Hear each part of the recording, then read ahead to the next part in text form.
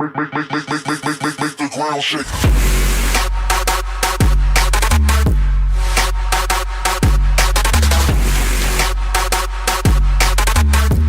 Yo, what is going on, guys? We're playing some more Madden 16 today. We're going to go over some more Madden 17 predictions today. We're going to do the AFC East.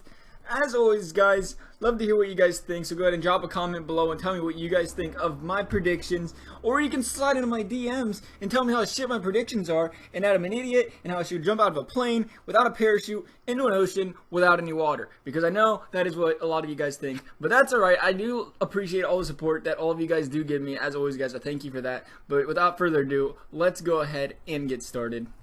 Coming in here, finished 8-8 last season. The Buffalo Bills, we're going to give them a 79 overall. They finished 12th in scoring offense last year, 15th in points allowed on defense. And their defense really was something to talk about. Stephon Gilmore still played great. Expect him to see a boost. Their D-line could not get to the QB, though. They was 31st in the league in sacks last year. They got to get pressure to the QB to help out that secondary, of course. Marcel Darius struggled to get to the QB. He only had 2 sacks. He was a 94 overall coming into the year. I expect to see him go down a little bit. Kyle Williams missed 10 games. He is getting old, though. 34 years old, 93 overall. Again, guy question, is his overall going to go down as well? A couple guys that could obviously impact that overall for the Buffalo Bills. Overall, their defense struggled, like I said. I mean, some people want to blame Rex Ryan and that scheme he brought in because, I mean, who can blame them? They did come in there last year playing great. They had a great defense going into this season, and Rex Ryan, supposed to be this defensive head coach, came in and the Bills struggled. I mean, you really got to question it. But, you know, went after a few guys in free agency to help that defense. Offense also does have the potential to be great if they can stay healthy. McCoy, Watkins, Tyrod Taylor all missed games last year. All need to be healthy. Big key components of that offense. Expect them to be great, but they had to be healthy.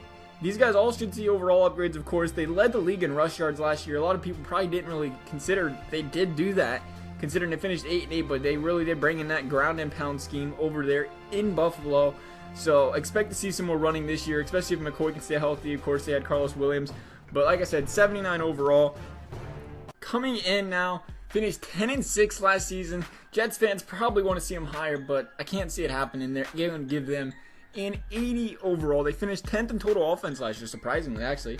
4th in yards per game on defense. They had a really good defense once again last year. They lost Damon Harrison, lost Chris Ivory, lost Cromartie, lost Ferguson.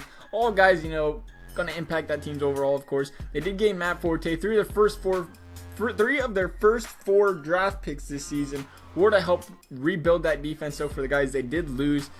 And another thing is, surprisingly, again, the Jets' offensive line was tough last year. They only allowed 22 sacks, second best in the league. But that could change this year because they got a QB problem. They don't know who they're going to have starting right now. You know, they drafted a QB. They got Geno Smith. Please, for the love of God, do not start Geno Smith if you want to actually win games this year.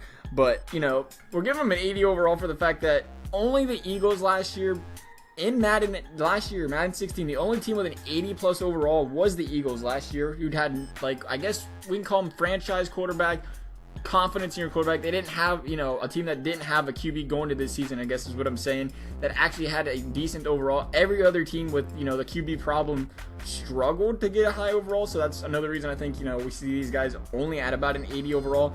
I think I'm pushing it there, but it's because they do play great on defense. They do have some weapons on offense, so I think that they do still have a chance to crack that 80 overall mark. Coming in now, the second team high, I guess, ranking you want to call it, is the Miami Dolphins. Yeah, they finished 6-10 last year, but we're still going to give them an 80 overall. You got to realize one thing. This team is loaded with talent, quite frankly. They just haven't been able to put it together. I mean, the coaching staff was a complete mess last year.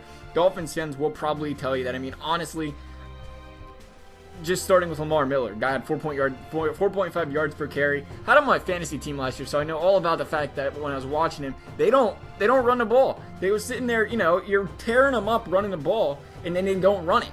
And then they wanted to run the ball out of the shotgun. Yeah, I'll tell you how great running the ball out of the shotgun works. It doesn't, but, you know, unless you're in college. So they definitely did, you know, go out this season. They got a new defensive coordinator in Vance Joseph, so maybe he can help kickstart that defense. They still have They still have Gaze, I don't know. I probably said that wrong, and you guys are going to troll me for it. Sorry. But, you know, again, you got to prove it first before you can give them another really high overall, of course, because, you know, they still have to put stuff together. I mean, as for last year, which is how we're going to base this overall. They finished 25th in the league in sacks, and that's crazy considering that defensive line they do have. Wake did miss some time, but when he was a force, he was healthy, even though he is 34 years old. They acquired Mario Williams to bolster that D-line also.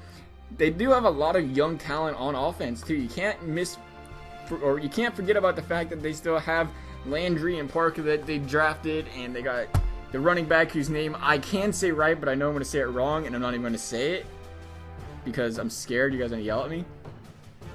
I'm really not. I'm just going to call him Jay, and you guys are going to like it. That's all right.